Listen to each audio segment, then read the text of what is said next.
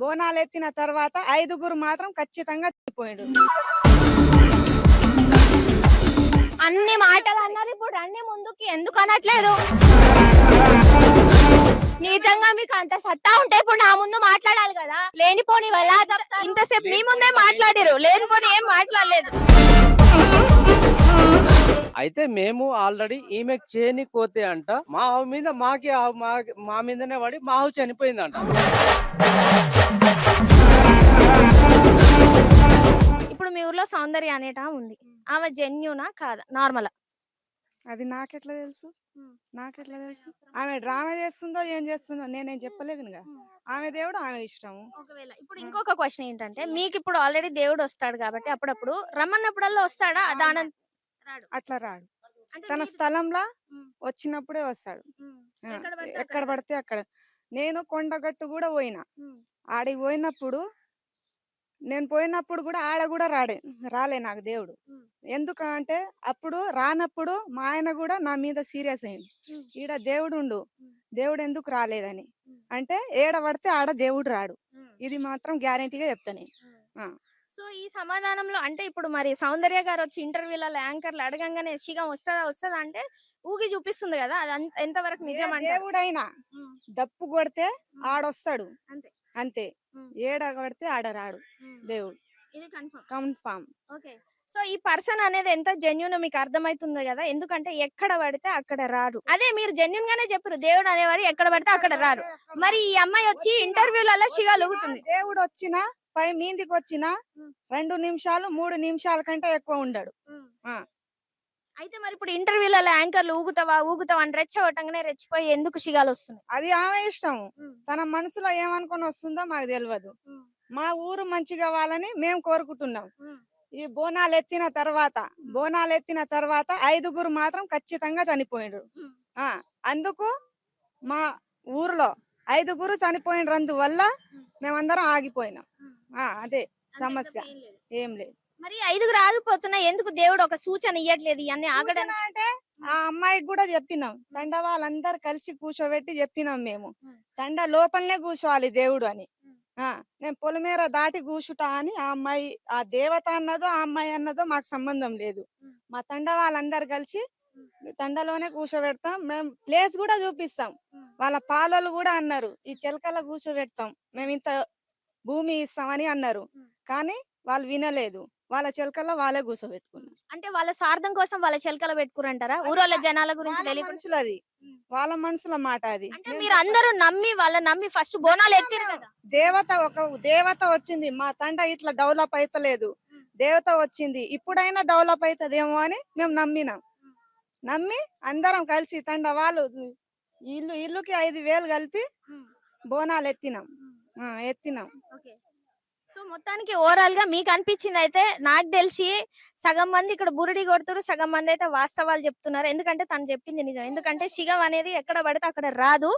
ఎందుకంటే మరి దీని వెనక ఉద్దేశం ఏంటి, ఏదైనా ఎక్కువ రోజులు ఆగదు. ఈ తాండా వాళ్ళకైనా తెలుస్తుంది, బయట మీడియా వాళ్ళకైనా తెలుస్తుంది. నిజం ఉంటే నిజమే తెలుస్తుంది, అబద్ధం అయితే అబద్ధమే తెలుస్తుంది. ఏదైనా నిజమే చెప్పాలి. ఒక దేవత అబద్ధం చెప్పొద్దు. ఈ రోజు నువ్వు అబద్ధం చెప్తావు, రేపు ఆ దేవుడే నీకు వెనకాల గోతికి వస్తాడు, అంతే, ఖచ్చితంగా. అది సో మరి ఊర్లో వాళ్ళ సమస్యలకి ఏంటంటారు, ప్రాబ్లం ఏంటంటారు? ఎందుకని ఇలాగా దేవుడు పొలిమేర దాటడం వల్లే అంటారా? పొలిమేర దాటొద్దు మేడం, మీకు తెలిసినంత వరకు ఒక పొలిమేర అనేది ఒక దేవతతో సమానము. పొలిమేర దాటిన తర్వాత ఏదైనా పొలిమేర దాటితే ఇదే సాగు కూడా. పొలిమేర దాటింది అనుకో ఎక్కువ భయపడరు, యువతల కాల్ చేసిండ్రు అనుకో మనిషి ఇగో ఈయనే ఉన్నారని భయపడతారు. పొలిమేర దాటితే మాత్రం దేవత అనేది పట్టు కూడా ఉండదు, అంతే, దాటిపోయినట్టే మన స్టేజ్ నుండి, మన ఇంట్లో నుంచి. ఇప్పుడు మరి మీ అందరికి తెలుసు, ఇక్కడ ఉన్న వాళ్ళందరికీ తెలుసు పొలిమేర దాటితే పోయినట్టే అని. మరి అక్కడ పిల్లర్లు పోసేటప్పుడు మీరు ఎందుకు అడగలేదు? మేము అడిగినాం అంటున్నాం కదా, ఆ దేవత వచ్చినప్పుడు కూడా అడిగినాం, పొలిమేర దాటి కూర్చుట అక్కడి నుంచి చూస్తా అనే విషయం మాత్రం మేము నమ్మలేదు. అక్కడి నుంచి చెప్తా, నేను ఏదున్నా నేను నా స్థలము ఈడ పడిగ ఎత్తింది అని చెప్పింది, అందుకు మేమేం అనలేదు. ఏదైనా మంచి జరుగుతుందేమో అనుకున్నాం, కానీ ఇంతవరకు ఏ మంచి జరగలేదు మాకు, తండల ఏ మంచి జరగలేదు. దేవత వచ్చిందని నమ్మినాం మేము. కానీ దేవత వచ్చిన తర్వాత ఏ మంచి జరగలేదు. మరి ఒక రోజు కూర్చోబెట్టి అడగొచ్చు కదా దేవుని. మీరు ఊరందరూ ఏకమై కూర్చోబెట్టి అడిగినా అమ్మా ఇంతమంది ప్రాణాలు పోతున్నాయి కదా నా ఊర్లో. ఉగ్ర రూపం చూసుకుంటది అని అంటది. ఆ దేవత అనేది నా ఉగ్ర రూపం చూస్తది అని అంటదా? ఆ అట్లా అనొద్దు కదా, అనొద్దు. అనొద్దు. నిజమా కాదా అసలు ఇంతకు అవన్నీ బట్టి అమ్మవారు వచ్చింది నిజమే, కానీ పొలిమేర దాటి కూర్చుంది. ఇప్పుడు మా తండకు సంబంధం ఉందో లేదో అనేది ఆమెకి తెలియాలి. క్లారిటీగా అయితే మీకు అర్థమైతుంది మొత్తానికి ఏం జరుగుతుంది ఇక్కడ అని చెప్పేసి. కానీ ఒకనాడు మీరు అందరు ఇప్పుడు చాలా మంది చనిపోతున్నారు, రకరకాలుగా అందరికి బాగుండట్లేదు, హాస్పిటల్లో జాయిన్ అవుతుందని అంటున్నారు. మరి మీ ఊరోళ్ళు అందరూ తలుచుకొని ఒకసారి కూర్చోబెట్టి ఎందుకు ఆ దేవుణ్ణే పిలిచి ఎందుకు మాట్లాడట్లేదు? మీరు అందరు తలుచుకుంటే అవుతుంది కదా. అంటే కూర్చుంటారా అంటే ఏమైనా అంటే నన్ను మంచిగా చేస్తే, నాకు ఇట్లా చేపిస్తే మంచి జరుగుతుందని అంటది. ఆమె చెప్పింది మేము వరం ఇంతవరకు చేసినాము. ఆల్రెడీ ఒకసారి ఎత్తిరు కదమ్మా అంత ఘనంగా బోనాలు, ఇంకేం చేస్తారు? ఏ దేవుడైనా అట్లా చేస్తాడా? పూర్తిగా అందరూ తలుచుకొని అమ్మవారిని తలుచుకొని అందరు కలిసి బోనాలు ఎత్తిండ్రు. బోనాలు ఎత్తిన తర్వాత తండ మంచిగా ఉండాలా కాదా? వెంటనే ఒక్క సంవత్సరంలోనే 5 మంది చనిపోయిండ్రు. ఇంకా ఎట్లా నమ్మమంటావు నువ్వు? దీనికి అన్నిటికీ విపరీతాలకి ఇది అసలే పాపం చిన్న గ్రామం, చాలా చిన్నది చిన్నది. అందులోనే 5 మంది సంవత్సరానికి. ఇంతకు ముందు ఇంత ఘోరం ఎప్పుడు జరగలేదు. 5 సంవత్సరానికి ఆమె ఉండి సంవత్సరానికి 5 మంది చనిపోయిండ్రు అని అంటుంది. ఎప్పుడు చనిపోలేదు. సంవత్సరానికి 5 మంది. ఈ సంవత్సరమే 5 మంది చనిపోయిండ్రు. మరి దీనికి ఏంటి పాప విముక్త శాప విముక్త ఏం మీ అందరికి తెలుసుకోవాలని లేదా? ఇగో ఇక్కడ ఎంత కవర్ చేయ, ఇగో ఇంత మంది ఇక్కడ జనాలు ఉన్నారు, మీ అందరికి తెలుసుకోవాలని లేదా? దీన్ని ఇలాగే వదిలేద్దాం అనుకుంటున్నారా? వదిలేయడం అంటే మేము పోయి ఇట్లా చనిపోయిండ్రు, 5 మంది చనిపోయిండ్రు, ఇప్పుడు అమ్మవారిని వచ్చినప్పుడు అడుగుతాం, నేను చూసుకుంటా, నాకు ఇట్లా చెయ్యమని అంటే మేము చెయ్యమా? కాదు, మీ అందరూ చెప్తే నా ఉగ్ర రూపం చూస్తావు, మీరు ఇట్లా నాశనం అయిపోతారు అని అంటారు. అంటాడా నాశనం అయిపోతారు? అందుకే కదా మేము నమ్ముతలేము, అందుకే కదా డ్రాప్ అయిపోయినాం ఈసారి కూడా బోనాలు ఎత్తడం. అమ్మ మరి మీరందరూ ఇలా చదువుకున్న వాళ్ళు ఉన్నారు, సగం చదువుకోని వాళ్ళు ఉన్నారు. బోనాలు ఎత్తుదాం పండగ చేద్దాం అనగానే హై హై అని చెప్పేసి మేకలు తెచ్చి కోసిరు. మరి ఇప్పుడు దీని గురించి ఎందుకు అందరూ చుట్టాలను పిలుచుకొని మూకుమ్మడిగా దీని మీద ఎందుకు కూర్చోట్లేరు మీరు అందరు? మరి పండగ అనగానే ఊరికారు కదా సంకలు గుద్దుకుంటా అందరూ. ఇప్పుడు ఇంత నష్టం జరిగినాక మరి మీరు ఎందుకు మాట్లాడట్లేరు? మాట్లాడుతున్నాం. ఆమె ఉండి ఇగో ఇట్లా బొడ్రాయి అక్కడ కూర్చోబెట్టిన తర్వాత ఇక్కడ బొడ్రాయి పెట్టాలి, పోతరాజును కూర్చోబెట్టాలి అన్నది. ఇంతవరకు మేము ఈ ఇంటికి 5,000 కట్టి అమ్మవారిని నిలబెట్టినాం. ఇక బొడ్రాయి కూర్చోబెట్టాలంటే మా వల్ల కాదు, మా తండలో ఏ మంచి జరగలేదు అని మేము డ్రాప్ అయిపోయినా. ఇంకా ఆమె చెప్పిన మాట మేము నమ్ముతలేము. మేము ఇంతవరకు నమ్మింది మా ఊరి వెనకాల ఉన్న కోటమైసమ్మ. ఇప్పటి వరకు ఆమెనే ఉంది. ఇప్పుడు ఎల్లమ్మ అనేటామె కొత్తగా వచ్చింది. ఫస్ట్ బోనాలు ఎత్తింది కూడా ఈడ ఎత్తిన తర్వాతనే అక్కడ పోయినాం. సో వీటన్నిటికీ నాకైతే అనిపించింది మీరు ఫైనల్ గా దీని గురించి ఏం తీసుకుందాం అనుకుంటున్నారు చర్య? ఏం తీసుకోవాలి, తండ బాగుపడాలనేది మాకు అంతే. మరి ఇప్పుడు గుడి కట్టడానికి మీరు అందరు హెల్ప్ చేస్తున్నారా? అంటే చిన్న గుడి అయితే హెల్ప్ చేసేటోళ్ళం, వాళ్ళకు నచ్చిన గుడి కట్టుకుంటుండ్రు, మేము ఎట్లా హెల్ప్ చేయమంటాం? వాళ్ళ స్థలంలో కట్టుకోమని మీరే చెప్పిరా లేదంటే వాళ్ళ ఇష్టమేనా? వాళ్ళే చెప్పిండ్రు. మరి మీరు అప్పుడేం మాట్లాడలేదా? అప్పుడు అంటే అందరు చందాలు ఇచ్చినప్పుడు అందరికి విజిబిలిటీగా ఉండాలి, దేవుడు అందరికి ఒకటే సమానం. ఆడనే వెలిసింది, అక్కడనే వెలిసింది, ఆడనే కూర్చుంటా అని అంటే ఒప్పుకున్నాం. గానీ ఇంత పెద్ద గుడి కట్టిస్తారని ఒక్క మాట, మీ మీద కూడా దేవుడు వస్తాయి. ఏ దేవుడు అయినా పొలిమేర అవతల వస్తాడు. నాకు వచ్చిన దేవుడు కూడా తండ ముందల కూర్చుంటా అన్నాడు, కానీ పొలిమేర దాటని అన్నాడు. సో ఇంకా మీరే డిసైడ్ అవ్వాలమ్మా, ఎందుకంటే ఇది మీ ఊరి ప్రాబ్లమ్. అందుకే కదా తిరిగి రావు. అందుకే కదా పాపం ప్రతి ఒక్కరు కూడా చూస్తుంటే జర కుసగుస ఉన్నారు, అందరు హాస్పిటల్లో చుట్టూ తిరుగుకుంటా అది ఇది. మరి మీరే ఇబ్బందిగా ఉంటారు. ఇంకా తండలో ఉన్న వాళ్ళకు 10 ఎకరాలు 12 ఎకరాలు ఏం లేదు అమ్మా. ఇంటికి 2 ఎకరాలు 5 ఎకరాలు అంత అంటే ఎక్కువ లేదు. భూమి కూడా ఎవరికి ఎక్కువ లేదు. మరి ఇప్పుడు సౌందర్యకి వెళ్ళినప్పుడు అడిగినప్పుడు ఇట్లా డబ్బులు అడుగుతున్నారు, కలెక్ట్ చేసిన. అవును 10 ఎకరాలు నేను కొందాం అనుకుంటున్నా, మీకు ఏమైనా వాట కావాలా వచ్చిస్తా అని అంటుంది కదా. దేవత దేవుడు ఉన్న అమ్మాయి ఇట్లా మాట్లాడతారా ఎవరైనా? మాట్లాడొద్దు కదా. మరి మీరు అందరు ఏం చేస్తున్నారు? మీ ఊరు అమ్మాయి మీడియాలకి ఎక్కి ఈ విధంగా ప్రచారం చేస్తున్నప్పుడు మీరేం చేస్తున్నారు? మేము మీడియా ఎక్కుతున్నామని తండ వాళ్ళతో మాట్లాడి పోయిందా? పోలే కదా.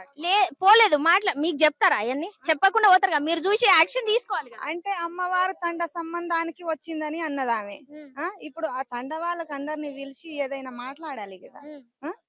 నీ ఇష్టం వచ్చినట్టు చేస్తే ఎట్లా మళ్ళా? సరే ఇప్పుడు మరి మీరు అందరు ఉన్నారు కదా ఇక్కడ, వింటున్నారా? కాదు పోదాంరా, మరి పొయ్యి అడుగుదామా? మీరు అందరు వస్తారా? పొయ్యి అడుగుదామా? అడుగుదాము.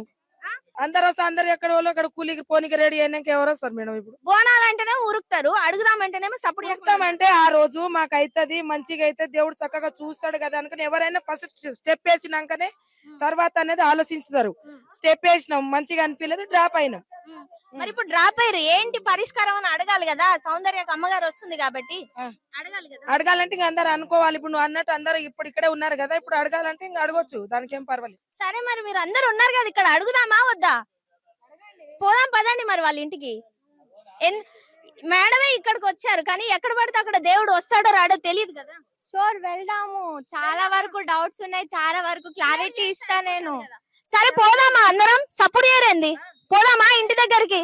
చాలా మంది ఎలా అంటున్నారంటే ఏదో మా ఫేమ్ కోసం బయటికి వచ్చి మేము కావాలని టెంపుల్ కి కడుతున్నామని చాలా మంది అంటున్నారు కదా. ఇప్పుడు మా వరకు మీరు చాలా తీసుకున్నారు కదా, దానికి గురించి కూడా నేను అన్ని క్లారిటీ ఇస్తా. ప్రతి ఒక్కటి దాని గురించి నేను క్లారిటీ ఇస్తా. రెడీ ఉన్నారు, అన్ని మాటలు అన్నారు. ఇప్పుడు రండి ముందుకి. ఎందుకు అనట్లేదు? నిజంగా మీకు అంత సత్తా ఉంటే ఇప్పుడు నా ముందు మాట్లాడాలి కదా. లేనిపోని వల్ల ఇంతసేపు మీ ముందే మాట్లాడారు, లేనిపోని ఏం మాట్లాడలేదు. లేదా అన్న, నీకు తెలీదు అన్న.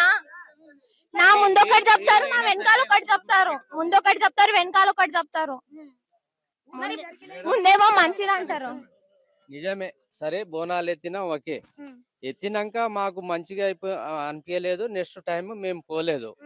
మా ఆవు చనిపోయింది వాస్తవానికి. మాదే చనిపోయింది వాస్తవం.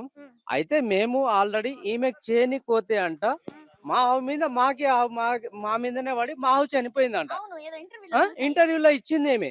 ఎందుకమ్మా ఎందుకు చెప్పినావు మా ఆవు గురించి? నీకేం సంబంధం? నీ దేవతని కట్టినావు కదా, ఈ దేవత గురించి చెప్పుకో. మా ఆవు గురించి చెప్పడానికి నీకేంది హక్కు? మాది జరిపోయింది, మా నష్టమైంది ఓకే. మీరు మా ప్రతి ఒక్క ఇంటర్వ్యూలో ఆవు గురించి ఎందుకు చెప్పాలి? మీకేం గురించి వీళ్ళ మమ్మీ వీళ్ళ ముందల చెప్పినా ఇట్లా చెప్తున్నావు ఎందుకమ్మా? బాగుండదు, ఇంకోసారి చెప్పకు. నీ దేవత గురించి చెప్పుకో, మేము కాదంటలేము. ఇక్కడ దేవుడు వస్తున్నాడు, నిజమే చెప్తున్నాడు, ఊరి బాగోగులు చేద్దామని వస్తున్నాడు. ఫస్ట్ చెప్పారు మేడం. ఫస్ట్ చెప్పినాక నమ్మినాం, పోయినాం. ఇలా జరిగినప్పుడు మేము డ్రాప్ అవుట్ అయినాం. మాకు మంచిగా అనిపించలేదు, నమ్మకం పోయింది. మాకు ఇలా పోయినప్పుడు మా ఆవు చనిపోయింది, మేము డ్రాప్ అవుట్ అయినాం. ఒక్క నిమిషం ఇప్పుడు నువ్వు ఎందుకు చెప్తున్నావు ఆవు చనిపోయింది, దాన్ని ఎందుకు పాయింట్ గా చెప్తున్నావు అని చెప్తున్నాడు కదా. దానికి ఎందుకు పాయింట్ గా చెప్పొద్దు? అది నా మీదకి వచ్చి ఆవు చనిపోయింది కదా. నేను ఎవరైతే అలా చెడు చేస్తారో వాళ్ళ మీదకి వెళ్తాదని చెప్పినా, కానీ మీరే చెడు పేరు పెట్టి చెప్పినానా?